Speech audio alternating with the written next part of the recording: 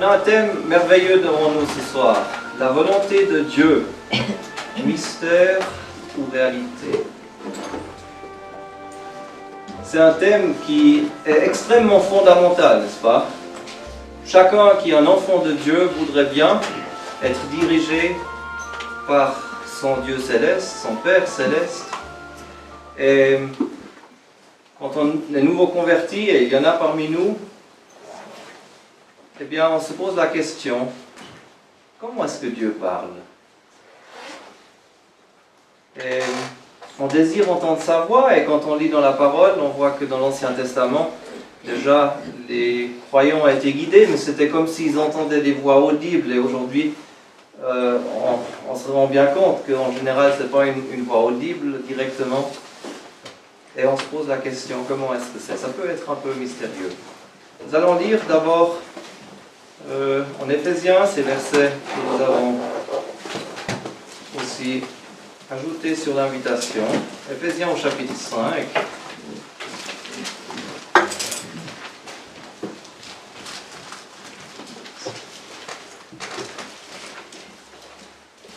Au verset 15. Éphésiens 5, verset 15. Prenez donc garde à marcher soigneusement, non pas comme étant dépourvus de sagesse, mais comme étant sages, saisissant l'occasion parce que les jours sont mauvais. C'est pourquoi ne soyez pas sans intelligence, mais comprenez quelle est la volonté du Seigneur. Et ne vous enivrez pas de vin, en quoi il y a de la dissolution, mais soyez remplis de l'Esprit. Jusqu'ici, pour commencer, la parole de Dieu.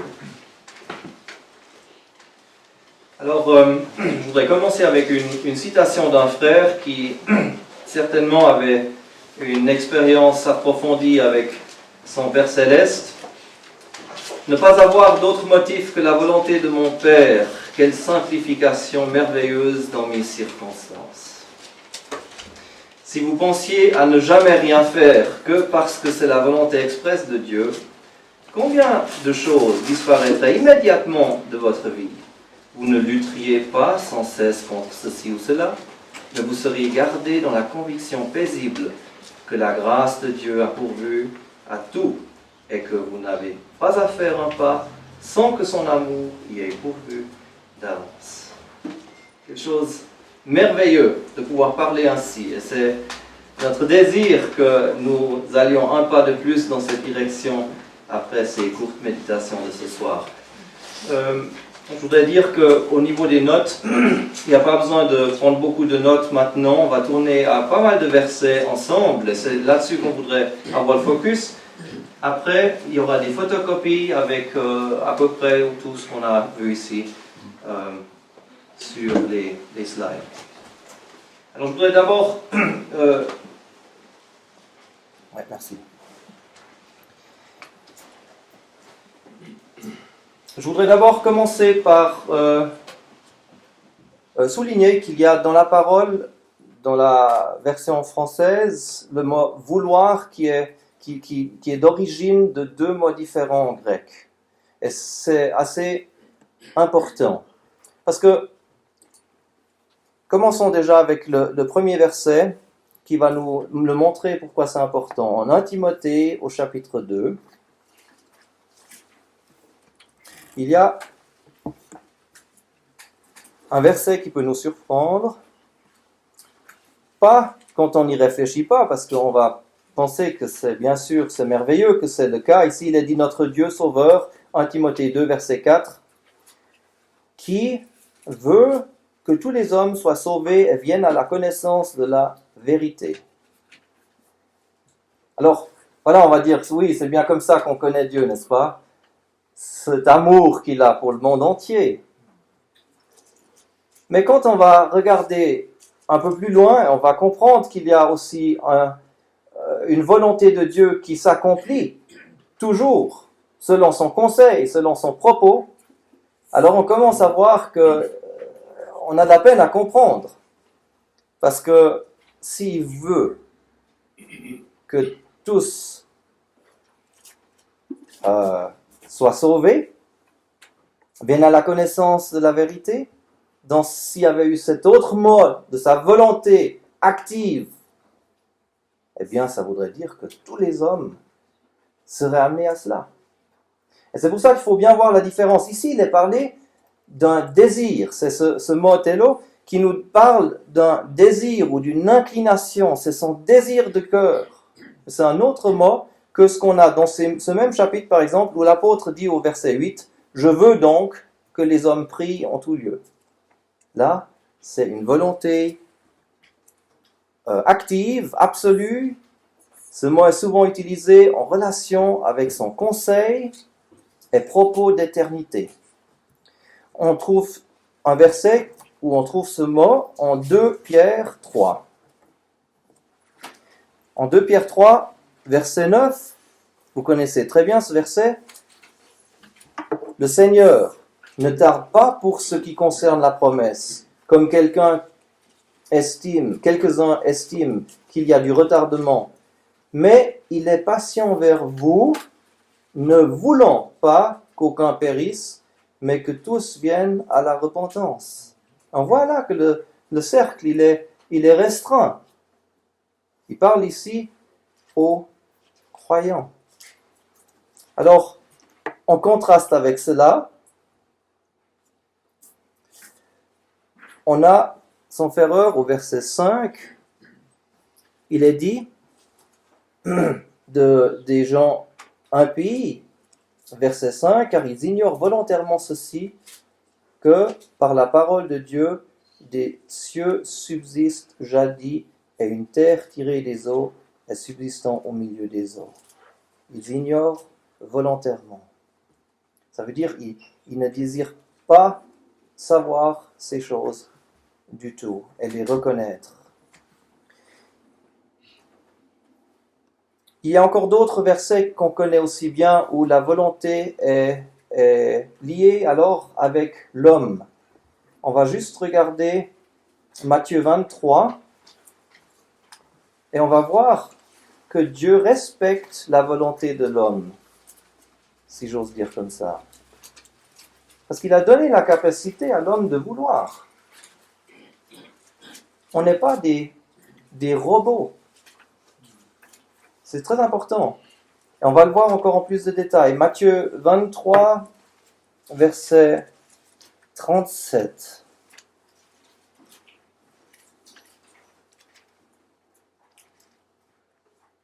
Jérusalem, Jérusalem, la ville qui tue les prophètes et qui lapide ceux qui lui sont envoyés, que de fois j'ai voulu rassembler tes enfants comme une poule rassemble ses poussins sous ses ailes, et vous ne l'avez pas voulu. C'est profond quand on pense, et c'est touchant aussi de penser que le Seigneur Jésus pouvait parler comme ça. Et c'est sérieux qu'il laisse à l'homme ce choix et qu'il respecte le fait s'il ne veut pas. Et bien sûr, on connaît ce verset aussi à la fin de l'Apocalypse, très connu, verset 17 du chapitre 22. Il est dit, et l'épouse, l'esprit et l'épouse disent, viens. Et que celui qui entend dise, viens. Et que celui qui a soif vienne. Que celui qui veut prenne gratuitement de l'eau de vie. Celui qui veut prenne gratuitement. Est-ce qu'il y a encore ce soir quelqu'un ici qui n'a pas encore pris cette eau de vie gratuitement, qui n'est pas encore un enfant de Dieu, qui n'a aucune relation avec Dieu, elle ne le connaît pas encore comme son Père? Ce soir est encore une invitation aussi pour toi, d'entrer dans cette relation à travers le Seigneur Jésus-Christ, dont nous allons entendre encore bien plus. Si tu veux, tu peux boire de cette eau gratuitement, cette eau que Dieu offre. Alors, on va encore juste jeter un coup d'œil à Éphésiens 1, parce que là, on a beaucoup concernant la volonté de Dieu. Mais là, concernant cette volonté de Dieu, en majorité, c'est selon son propos, selon son conseil d'éternité. Et ça nous montre que la volonté de Dieu, c'est quand même un thème un peu plus compliqué qu'on qu'on l'a peut-être estimé avant, parce que ça se rapporte à des choses que Dieu avait déjà devant lui avant qu'une seule chose fût créée. C'est très très profond. On lit juste le verset 11 pour commencer ici. Il est dit,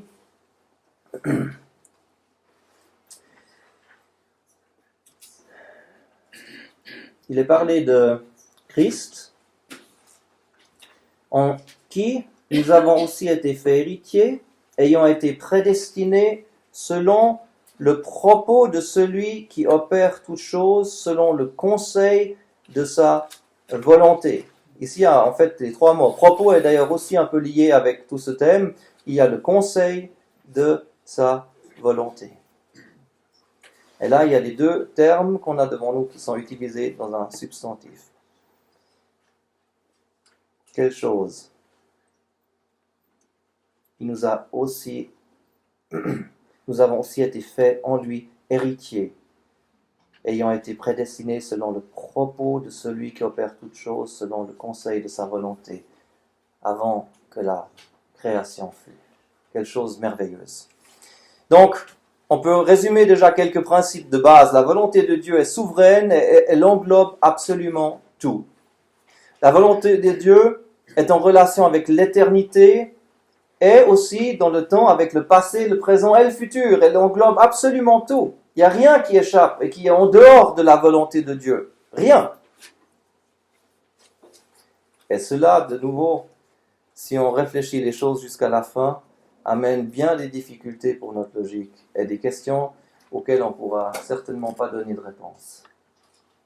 On ne va pas aller dans les complications, on va essayer d'aller plutôt dans la direction de pratiquement pour nous, comment est-ce qu'on peut savoir la volonté de Dieu. Dieu opère toutes choses selon le conseil de sa volonté. Pourquoi? Afin que nous soyons à la louange de sa gloire. Le verset 11 qu'on vient de lire en Éphésiens est très beau. Et il nous montre au verset 12 pourquoi il nous a ainsi fait héritiers, afin que nous soyons à la louange de sa gloire, nous qui avons espéré à l'avance dans le Christ. Donc, le but final de tout ce que Dieu nous montre dans sa volonté, et ce qu'il a pour nous, c'est pour la gloire de lui-même, pour sa gloire à lui, et la gloire du Seigneur Jésus. Toutes choses aussi sont créées à cause de et par sa volonté. C'est un verset en Apocalypse 4 qu'on pourrait lire une autre fois. Mais toutes choses ont été créées par sa volonté. Le Seigneur Jésus est notre parfait modèle par rapport à tout cela. Comment est-ce qu'il a marché sur cette terre, le Seigneur Jésus? Qu'est-ce qui l'a motivé? Bien, on va juste le lire ensemble. Psaume 40, verset 8. Il a dit, c'est mes délices, ô mon Dieu, de faire ce qui est ton bon plaisir et ta loi est au-dedans de mes entrailles. Le Seigneur Jésus, il aimait faire le plaisir de son Père, être entièrement dépendant. On le voit déjà en Luc 4 aussi, quand il est alors juste baptisé et il commence son ministère public. On lit quelque chose de merveilleux. Chapitre 4, verset 1 de Luc. Or Jésus, plein de l'Esprit Saint, c'est ce qu'il était toujours, s'en retourna du Jourdain et fut mené par l'Esprit dans le désert, étant tenté par le diable 40 jours. C'est intéressant, il est envoyé par Dieu, le Saint-Esprit lui montre d'aller au désert, et là pour être tenté par le diable.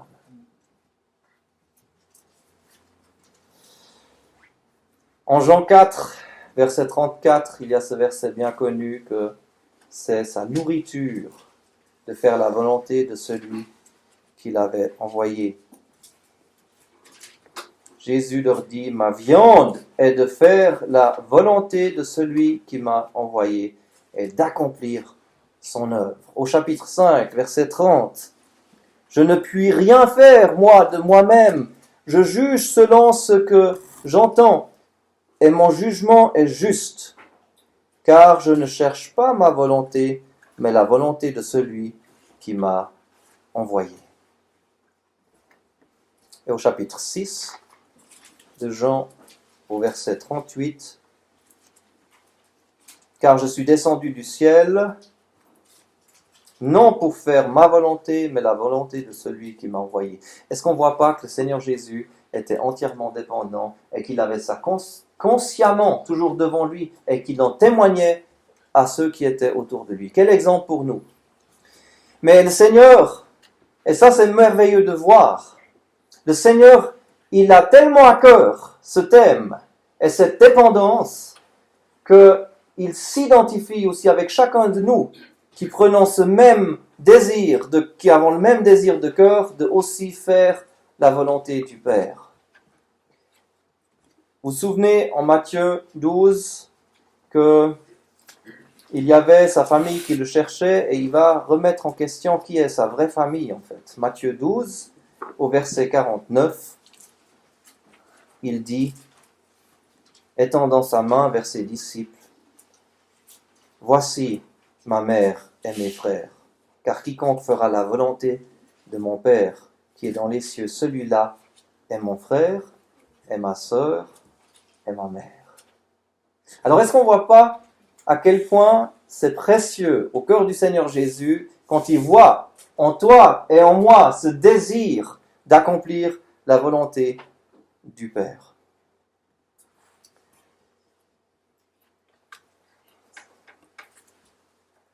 Alors, de vouloir faire la volonté de Dieu nous amène à une meilleure capacité de jugement. On peut juste aussi montrer cela avec le verset 17 de Jean 7.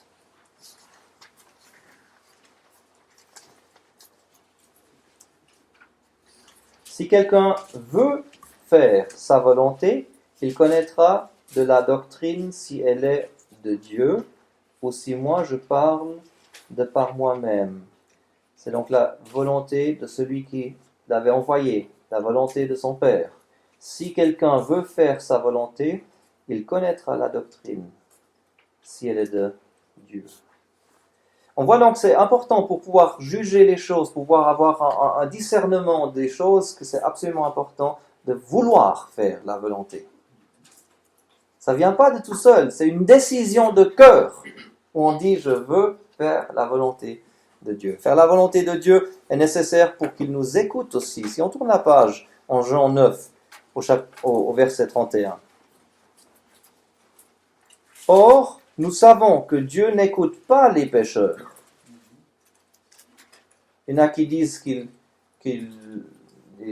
des incroyants qui prient à Dieu et que, oui, dans sa grâce, peut-être des fois Dieu donne quelque chose, mais ils n'ont aucune promesse. Il est ici clairement dit que Dieu n'écoute pas les pécheurs. Il n'y a aucune promesse qu'il les écoute, qu'il leur réponde. Mais si quelqu'un est pieux envers Dieu, et fait sa volonté, celui-là, il l'écoute. Des fois, on se pose la question pourquoi le Seigneur ne répond pas à nos prières. On a l'impression qu'il n'y a pas de connexion. Alors, est-ce qu'on est vraiment soumis? Est-ce qu'on est vraiment ceux qui sont prêts à faire et qui faisons aussi réellement la volonté de Dieu?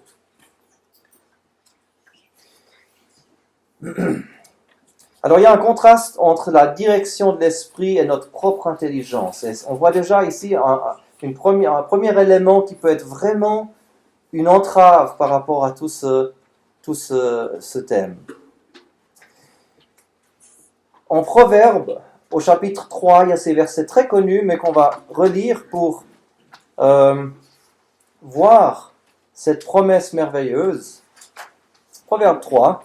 Verset 5. « Confie-toi de tout ton cœur à l'Éternel, et ne t'appuie pas sur ton intelligence. Dans toutes tes voies, connais-le, et il dirigera tes sentiers. »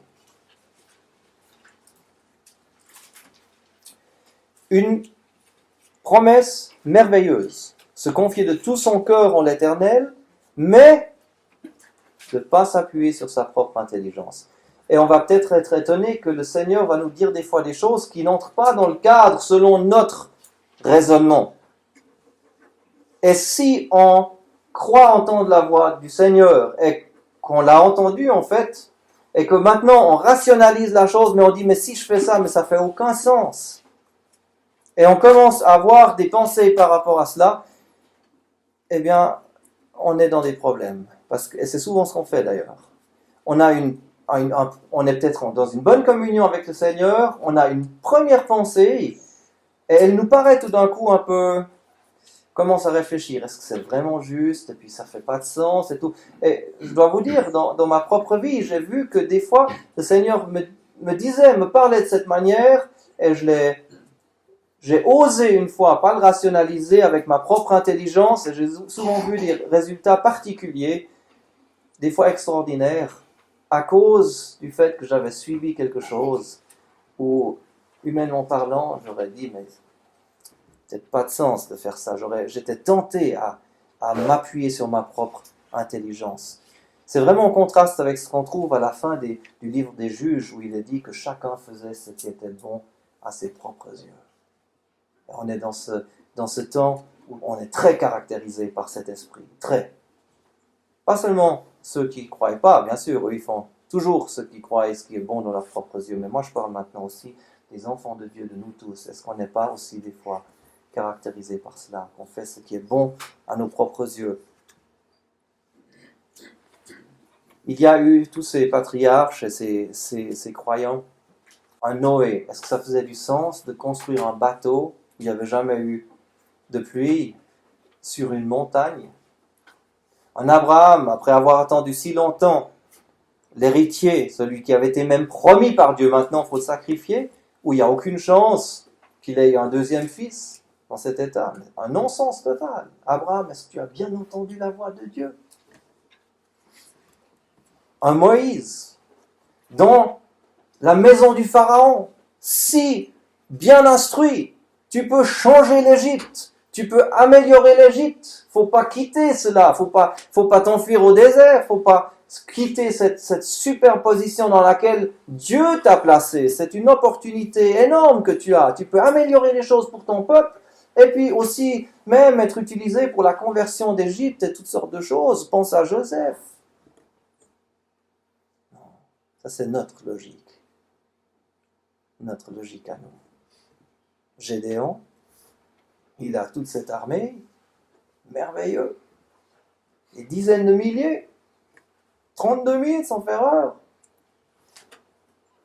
Il doit se battre. Et Dieu lui donne différents tests. À la fin, il y en a 300 qui restent. 300! C'est un non-sens total. Mais c'est avec ces 300 qu'il a gagné. Avec les autres, il n'aurait pas gagné. Alors, une question qui se pose par rapport à la volonté, on entend ça, volonté doit être brisée. Question difficile. Disons pas trop rapidement oui, parce qu'il faut un peu différencier. Et je voudrais montrer que le Seigneur Jésus avait un combat qu'on connaît tous dans le jardin de Gethsémane. On va regarder à ce verset en détail, juste Matthieu 26, 39.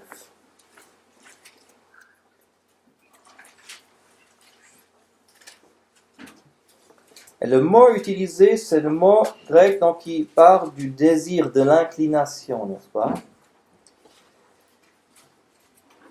Matthieu 26, 39.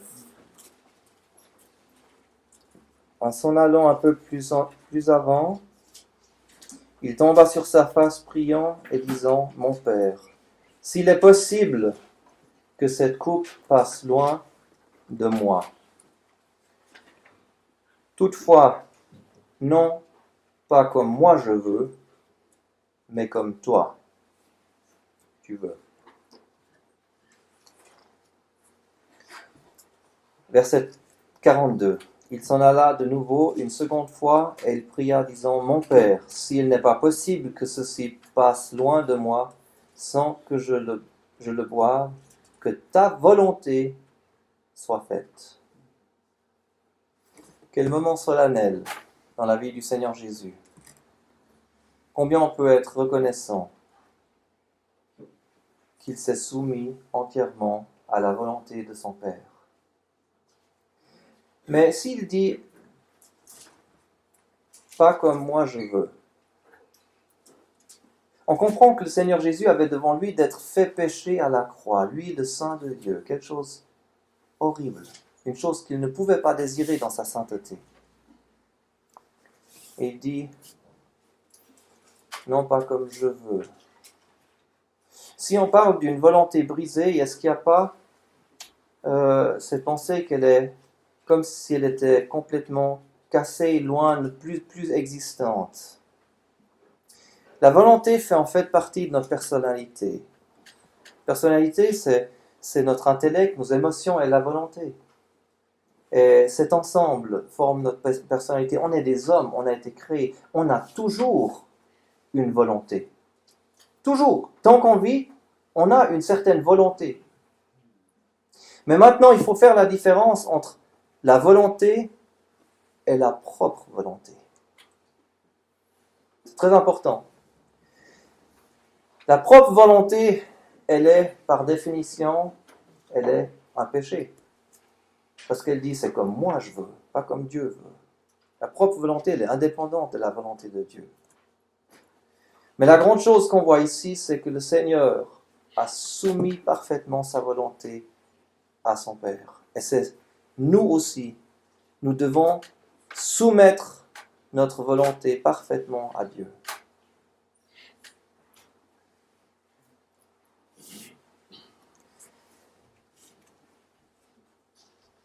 On a déjà vu ce verset en Jean 4, quand il parle de sa viande, sa nourriture, c'est sa force, c'est sa joie, c'est sa satisfaction, sa paix.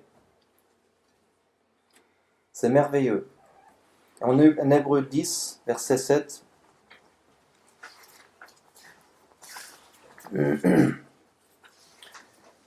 on lit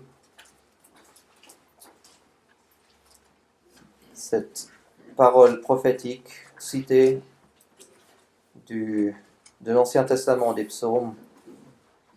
Alors j'ai dit, voici je viens. Il est écrit de moi dans le rouleau du livre pour faire, ô Dieu, ta volonté. Que nous sachions suivre l'exemple du Seigneur. Alors je vais juste encore aussi mentionner que notre volonté est parfois différente de celle de Dieu, bien sûr. On pense à des maladies, on pense à des décès, des choses qu'on ne désire pas. Mais ça va nous aider alors de prendre toutes choses de la main du Seigneur. Et nous ne comprenons pas toujours sa volonté. Pourquoi est-ce que certains doivent souffrir autant? Pourquoi nous devons souffrir des fois tant dans nos corps, dans nos âmes? C'est aussi selon la volonté de Dieu, cette souffrance.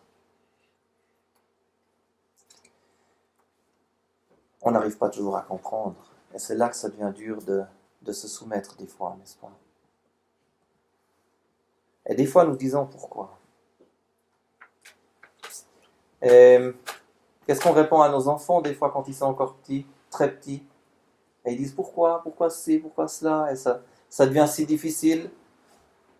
Et on sait qu'on ne peut pas leur expliquer. À cet âge-là, c'est impossible pour eux de comprendre. On leur dit, papa ne peut pas encore t'expliquer pourquoi. Quand tu seras plus grand, plus tard, tu comprendras. Est-ce que c'est pas comme ça des fois qu'il y a des situations dans nos vies où Dieu nous dit aussi, je ne veux pas encore t'expliquer pourquoi, mais tu comprendras plus tard. Il viendra le jour où on sera au ciel et on comprendra. Je voudrais encore juste souligner qu'il y a la volonté de Dieu générale et aussi sa volonté pour l'individu. Ça c'est important qu'on le réalise aussi. Très brièvement, on ne va pas tourner à tous les versets ici, mais Dieu nous laisse connaître certains aspects généraux de sa volonté. En 1 Thessaloniciens 4, par exemple, et ça c'est vrai pour tous les enfants, tous ses enfants à lui. 1 Thessaloniciens 4, verset 3, « Car c'est ici la volonté de Dieu, votre sainteté. » Et après, ça donne encore tous les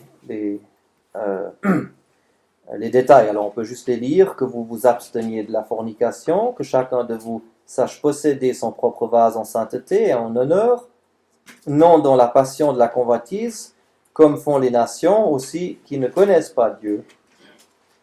Que personne ne circonvienne son frère, ni ne lui fasse tort dans l'affaire, parce que le Seigneur est le vengeur de toutes ces choses, comme aussi nous vous l'avons dit précédemment et affirmé. Alors voilà, ici on a quelque chose, une liste très simple, mais qui comprend déjà beaucoup de choses, et où on aurait bien de la peine peut-être à toutes les mettre toujours en pratique. Et voilà, on voit que ça c'est la volonté de Dieu. C'est facile, on peut lire ça.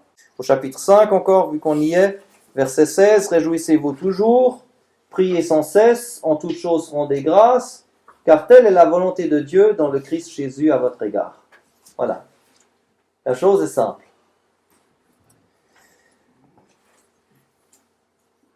Mais Dieu a aussi une volonté individuelle pour chacun de ses enfants. Très clairement. Et ça, c'est ces merveilleux versets qui sont centrales pour notre thème, et on va les lire en Romains 12 d'abord.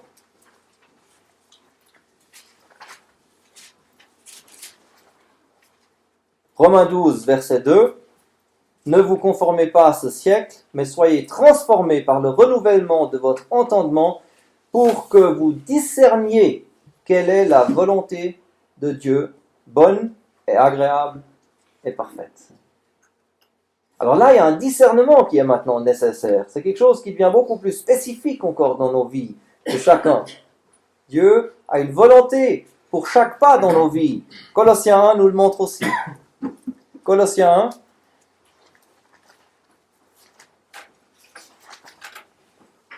1. Et au verset 9. C'est pourquoi nous aussi, depuis le jour où nous en avons ouï parler, nous ne cessons pas de prier et de demander pour vous que vous soyez remplis de la connaissance de sa volonté, en toute sagesse et intelligence spirituelle, pour marcher d'une manière digne du Seigneur, pour lui plaire à tous égards, portant du fruit en toute bonne œuvre, croissant par la connaissance de Dieu.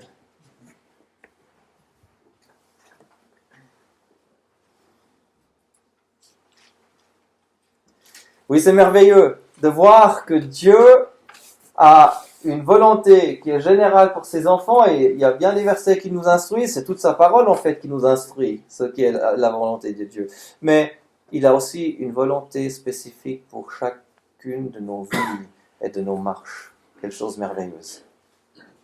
Alors soyez assurés, une citation, soyez assurés que si nous sommes assez près de Dieu, nous ne serons pas embarrassés pour connaître sa volonté.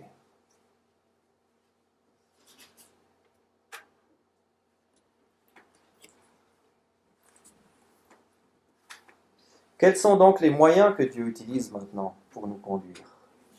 Ça, c'est la partie, bien sûr, la plus intéressante, dans un certain sens, parce qu'on se dit, maintenant, eh bien voilà, quels sont les moyens que Dieu utilise? Est-ce qu'on ne va pas commencer par la parole? On connaît bien ce verset, n'est-ce pas? On va le lire pour ceux qui l'entendent peut-être pour la première fois. Psaume 119, verset 105. Ta parole est une lampe à mon pied et une lumière à mon sentier. Alors, il y a un frère qui a dit il n'y a pas longtemps, et j'ai trouvé excellent, c'est pas dit qu'elle est un phare à mon pied. Elle est une lampe à mon pied. C'est-à-dire qu'elle nous montre le prochain pas, et le prochain pas, comme ça. Mais ce n'est pas le grand éclairage où on peut voir bien à l'avance. Et c'est comme ça que Dieu nous conduit en général. Donc, la parole, elle nous montre objectivement déjà ce qui peut être dans le cadre de la volonté de Dieu.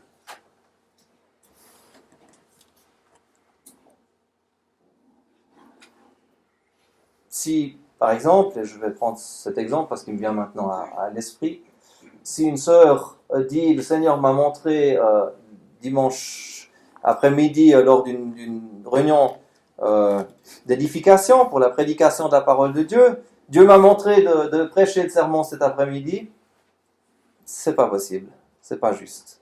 Parce que la parole nous dit clairement que les sœurs doivent rester silencieuses à ces occasions, dans les réunions d'assemblée. C'est juste un exemple, mais il y aurait plein de choses qu'on pourrait maintenant imaginer qui sont totalement en dehors du cadre de la parole de Dieu. Ça, c'est le cadre objectif. Mais après, il y a aussi cela, et ne l'avez-vous pas vécu tous certainement, ou alors on est en train de lire la parole tout simplement, on a des questions, et tout d'un coup, le Seigneur fait qu'un verset nous saute aux yeux. Il nous saute dans la figure, on pourrait dire. Et puis, que maintenant on voit, ah, mais j'avais jamais vu ça. Et puis, dans ce contexte dans lequel je suis en train de réfléchir, eh bien, voilà la réponse. Il ne s'agit bien sûr pas de dire, ok, j'ai besoin d'une réponse, on ouvre et on met le doigt dessus. Je connais un frère qui voulait savoir si c'était bien l'épouse qui devait marier, il a fait ça, il a mis le doigt dessus, et puis c'était, voici, tu vas devenir fou, ou quelque chose comme ça. Alors il a dit non, c'est pas possible, il l'a marié quand même. Hein. Et ils sont heureux aujourd'hui, jusqu'à aujourd'hui. Mais, donc, voilà, on comprend bien que c'est pas comme ça que le Seigneur nous veut qu'on utilise sa parole. C'est non plus pas le calendrier, la parole pour tous les jours qu'on utiliserait comme un horoscope. Hein? On comprend bien. Mais il se peut que le Seigneur donne une fois qu'on ouvre la parole comme ça, et puis sans s'y attendre, on commence à lire et tout d'un coup c'est exactement le verset, on n'avait même pas réalisé qu'on commençait à lire. Il se peut qu'on se dit, je veux voir le calendrier, ou bien j'ai cette pensée de regarder vers le calendrier, et je vois, et puis voilà le verset qui nous donne la réponse. Mais on l'a probablement, beaucoup de nous l'ont vécu. Hein. Le Seigneur utilise sa parole tout d'abord. Il utilise aussi la prière. C'est très important, mais la prière justement dans le cadre, à l'intérieur du cadre de la parole. Sinon on peut devenir mystique et puis inventer toutes sortes de pensées tout d'un coup qui viennent de nous-mêmes en fait et qui ne sont pas du tout ces pensées de Dieu. Donc prions pour savoir la volonté de Dieu. Et il utilise son esprit, bien sûr, sa parole, c'est par son esprit. Quand il y a ce verset qui nous saute dans les yeux, c'est l'esprit déjà qui agit. Dans la prière, si tout d'un coup quelque chose devient clair quand on est sur nos genoux, eh bien c'est par son esprit qu'il est en train de nous parler, n'est-ce pas? Mais il y a ce verset en Éphésiens 5, verset 18, qui est fondamental et qui est même la clé pour comprendre la volonté du Seigneur et pour pouvoir la comprendre tout le long de notre chemin. Et ça, on va, avec l'aide du Seigneur, dans une deuxième session, peut-être dans 1 ou 2 mois, si le Seigneur le permet, on va approfondir ce point, parce que c'est très intéressant et nécessaire de bien le comprendre. Il est dit, en Éphésiens 5, 18, « Et ne vous enivrez pas de vin, en quoi il y a de la dissolution, mais soyez remplis de l'esprit. » Soyez remplis de l'esprit. C'est donc pas quelque chose qui vient automatiquement, dans le sens que, comme quand on se convertit, qu'on a été baptisé, qu'on a été oint, qu'on a le sceau du Saint-Esprit, toutes ces choses, c'est des choses que Dieu fait souverainement. Mais ici, il y a quelque chose qui est lié à des conditions, à notre état. Et on est encouragé d'être rempli de l'esprit. Et seulement si on est rempli de l'esprit, et dans la mesure qu'on est rempli de l'esprit, on aura de la clairvoyance par rapport à la volonté de Dieu. C'est quelque chose de tout important, c'est qu'on va élaborer quelles sont donc les choses nécessaires pour être rempli de l'esprit dans une autre session, si le Seigneur le permet. Mais ici, par rapport à l'esprit, soyons prudents de ne pas l'attrister par notre marche, et aussi soyons attentifs à ces, j'ai mis ici poussée intérieure, je ne savais pas une meilleure expression, c'est quand l'esprit nous montre intérieurement quelque chose, il nous conduit, il nous encourage, on se sent encouragé de faire quelque chose, on a cette claire impression qu'il faudrait maintenant aller ici ou là, ou parler maintenant à cette personne, le Seigneur qui nous dit, Parle-lui, parle à elle du Seigneur Jésus. Et on est assis dans la salle d'attente et on se dit, mais quand même pas ici, ou bien je préfère lire peut-être un journal, ou je sais ce que je suis en train de faire. On trouve vite des excuses. Ça, c'est les impulsions qu'il ne faut pas louper. Quand on est en bonne relation avec Dieu, il va nous montrer. Et il y a ces exemples que j'ai ici, qu'on ne peut pas maintenant regarder en détail, mais où il y a Philippe qui est poussé par l'Esprit d'aller parler à l'eunuque qui était sur son chemin de retour. Et il y a aussi des fois de l'interdiction intérieure, où on voudrait bien, on a une bonne intention de faire quelque chose de bien, mais intérieurement, l'Esprit de Dieu, où ça ne leur était pas permis par l'Esprit. On ne sait pas exactement le détail là, mais j'ai l'impression que c'était un blocage clair à l'intérieur. Ça se peut aussi que ce soit des circonstances qui soient placées d'une manière qu'on ne peut plus avancer dans cette direction, mais on connaît ça même aussi à l'intérieur. L'Esprit est bien capable, malgré notre bonne intention, de nous amener à nous réduire à rien et nous enlever toute la force par rapport à ce qu'on avait devant nous et qui était en fait, oui, c'était bienveillant, on avait une bonne intention, mais c'était pas juste. Alors juste attention, quand je parle de ce travail intérieur que l'esprit fait, attention de ne pas commencer à s'analyser tout le temps et ses sentiments et de voir comment je me sens maintenant par rapport à cela et toujours moi, c'est pas du tout ça. Si l'esprit parle, c'est quelque chose qui vient soudainement, qui est clair. S'il stoppe, c'est aussi clair. C'est pas des choses où il faut commencer à s'analyser constamment à l'intérieur. Alors notre conscience, attention, elle peut être utile, mais elle doit être vraiment bien formée par la parole et par son esprit. Elle peut être endurcie, elle peut être changée, elle peut être transformée. C'est pas vraiment quelque chose qui peut nous guider de manière sûre. Qu'est-ce qu'il y en est de ces enfants?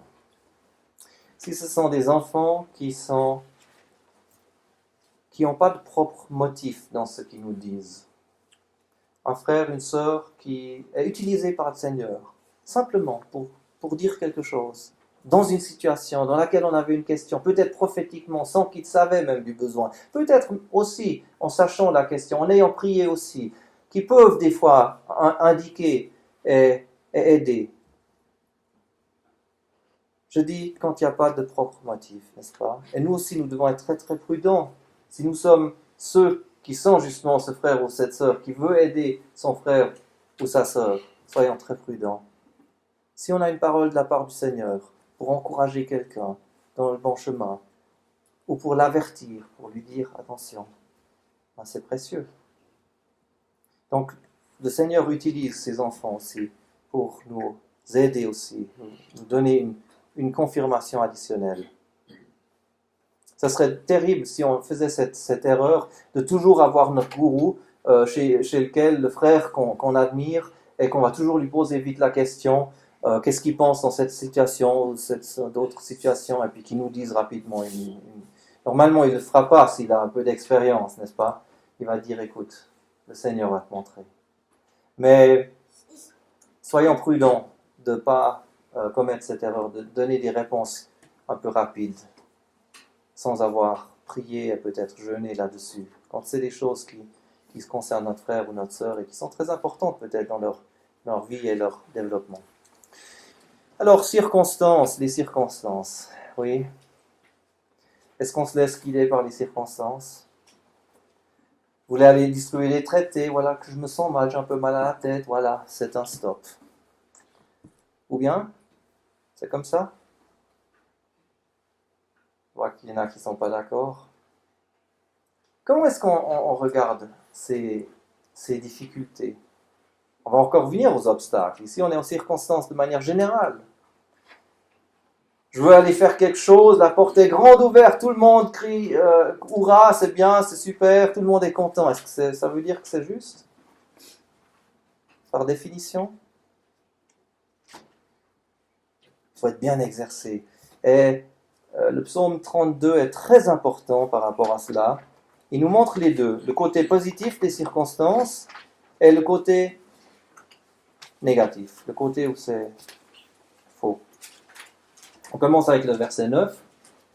Ne soyez pas comme le cheval comme le mulet, qui n'ont pas d'intelligence, dont l'ornement est la bride et le mors, pour les refréner quand ils ne veulent pas s'approcher de toi. Alors comme les chevaux, n'ont pas d'intelligence spirituelle, et ça serait quelqu'un qui se laisse balloter par les circonstances, à droite et à gauche. Et la porte s'ouvre, ben j'y vais. La porte se ferme, ben voilà, j'y peux rien. Faut pas essayer de l'ouvrir, faut pas forcer. Si on agit comme ça, on va souvent être à côté de la plaque. Mais par contre, il faut se souvenir qu'on a une promesse au verset 8. Je t'instruirai et je t'enseignerai le chemin où tu dois marcher. Je te conseillerai, ayant mon œil sur toi.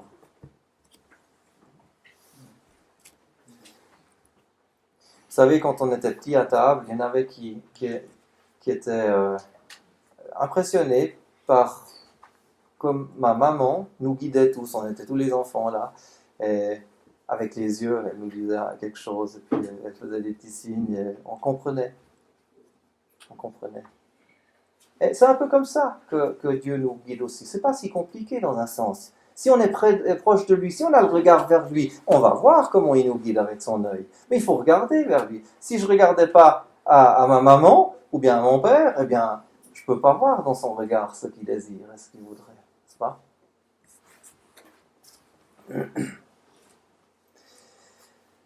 Voilà.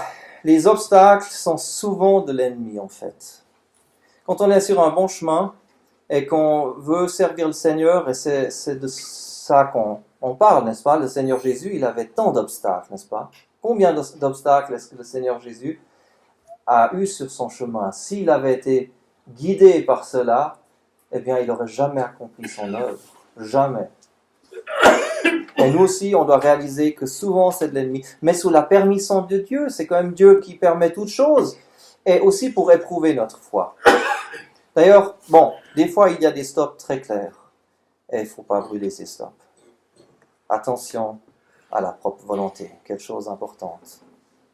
De ne pas foncer à sa propre volonté, continuer et voir chaque obstacle simplement comme un problème, une attaque de l'ennemi. Ça, c'est bien sûr, ça serait l'autre extrême.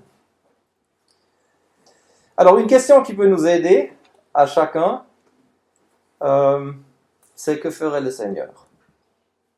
Mais d'un autre côté, moi j'ai souvent pensé aussi plus jeune, je me suis dit, oui, que ferait le Seigneur? Mais quand je lis dans les évangiles la vie du Seigneur, c'est quand même un peu différent de notre vie aujourd'hui. Et j'ai de la peine, j'avais longtemps de la peine à imaginer le Seigneur dans une voiture. Dans notre temps d'aujourd'hui, derrière un ordinateur, ça paraissait si bizarre, si loin de ce qu'on lit, n'est-ce pas? Et pourtant, on est quand même dans ce monde, n'est-ce pas? Il nous a laissés dans ce monde. On n'y peut rien qu'on est dans un monde industrialisé, plein de technologies. Est-ce qu'on n'arrive pas à s'imaginer comment est-ce que le Seigneur utiliserait un attel? Est-ce qu'on n'arrive pas moralement à le comprendre? Et si on s'habitue à beaucoup plus prendre le Seigneur et cette question dans nos circonstances, ben on ne va plus se sentir aussi bizarre par rapport à cette question. On va commencer à pouvoir mieux discerner. Mais pour celui que ça gêne, il peut encore poser une autre question, et c'est une question excellente aussi. On peut poser la question, est-ce que cela me rapprochera du Seigneur? Ce que je veux faire maintenant, est-ce que ça va me rapprocher du Seigneur? Si ça va me rapprocher, ben, ça semble être bien, n'est-ce pas? Je veux marier quelqu'un. Est-ce qu'en me mariant avec cette personne, je crois que ça va me rapprocher du Seigneur? Ça va plutôt m'éloigner. Question très pratique, très utile.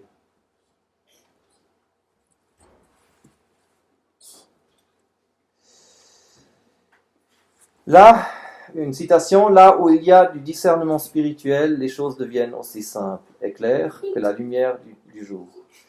Le secret de l'Éternel est pour ceux qui le craignent.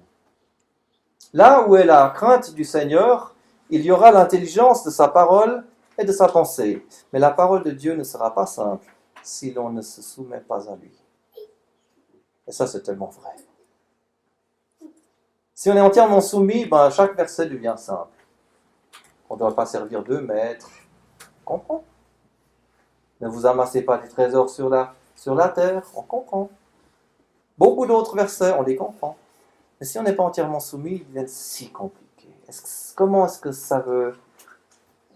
qu'est-ce que ça veut vraiment dire ce verset? Qu'est-ce que ça veut nous dire pratiquement? On a de la peine à voir là. On va peut-être stopper ici.